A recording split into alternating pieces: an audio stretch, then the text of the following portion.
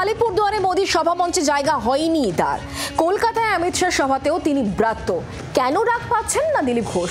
ইঙ্গিতপূর্ণ মন্তব্য বিজেপি রাজ্য সভাপতির। দুই হেভিওয়েটের সভায় আমন্ত্রণ না পেয়ে অভিমানী দিলীপ।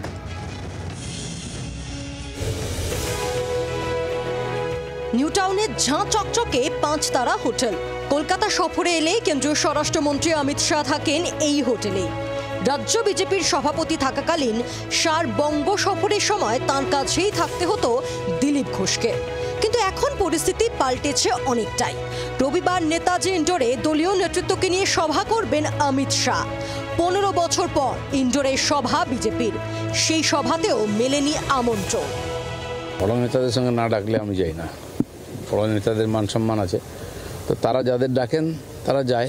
আর আমি প্রয়োজন হলে, আমার প্রয়োজন হয় না কারোর সঙ্গে। আমি তো সংগঠনের কাজ করে নিচে, যখন প্রয়োজন হয় তারাই ডাকেন, আর কি করতে হবে তারা বলেন, সেটা আমরা পালন করি মাত্র। দিলীপের গলায় কি আবারও অভিমানের সুর? বৃহস্পতিবারই উত্তরবঙ্গে সভা করেছেন মোদি, সেখানেও ডাক পাননি দিলীপ। কেন ডাকা হয়নি তাকে? কি ব্যাখ্যা দিয়েছিলেন দিলীপ? লিডার আছেন, তাদের প্রোটোকল থাকে, তাদেরকে থাকতে হয় প্রাইম মিনিস্টারের সঙ্গে। আমি কোনো পদাধিকারী নেই, আমি সাধারণ কর্মী হিসেবে এখানে যখন আসবেন সেখানে যাব। উত্তর বাংলার প্রোগ্রাম আছে, ওখানকার কর্মীরা থাকবেন। জনসভা আছে, তো ওখানকার কর্মীরাই যাবেন। কলকাতায় যখন আসবেন আমরা এখানে থাকব। বলেছিলেন কলকাতায় কোনো সভা হলে তিনি থাকবেন, অথচ অমিত শাহ সভাতে ডাকই পেলেন না।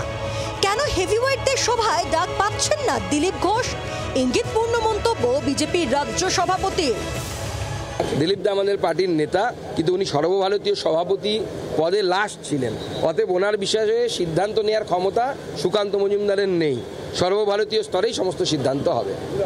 আজকেও ডাক পাননি, সেটা পরে আপনারা জানতে পারবেন। কেন দিলীপের সঙ্গে দূরত্ব বাড়াচ্ছে বিজেপি? নেপথ্যে কি কারণ? দীঘায় জগন্নাথ মন্দিরের উদ্বোধনে মুখ্যমন্ত্রীর সঙ্গে সাক্ষাৎ, না রাজ্য নেতৃত্বের বিরুদ্ধে দিলীপের চড়া সুর, নাকি দূরত্ব বাড়ার পিছনে দিলীপের বৈবাহিক জীবন? কারণ দিলীপের বিয়ে নিয়ে অন্য সুর শোনা গিয়েছিল বিরোধী দলনেতার মুখে। আর কারোর ব্যক্তিগত বিষয়, তার মন্তব্য, তার কাজের ধরন, প্রেম প্রীতি ভালোবাসা, রাগ বিরহ দহন, এসবের উত্তর আমি দিই না, ভবিষ্যতেও দেব না। দিলীপ বারবার বলেছেন দল যা দায়িত্ব দেবে তিনি তা পালন করবেন। বিধানসভা নির্বাচনের আগে কোনো দায়িত্ব কি আদৌ দেওয়া হবে তাকে? সুকান্তর ইঙ্গিতেই আপাতত লুকিয়ে এই প্রশ্নের উত্তর। ব্যুরো রিপোর্ট, জি 24 ঘন্টা। বাংলার আওয়াজ, বাঙালির আবেগ, জি 24 ঘন্টা।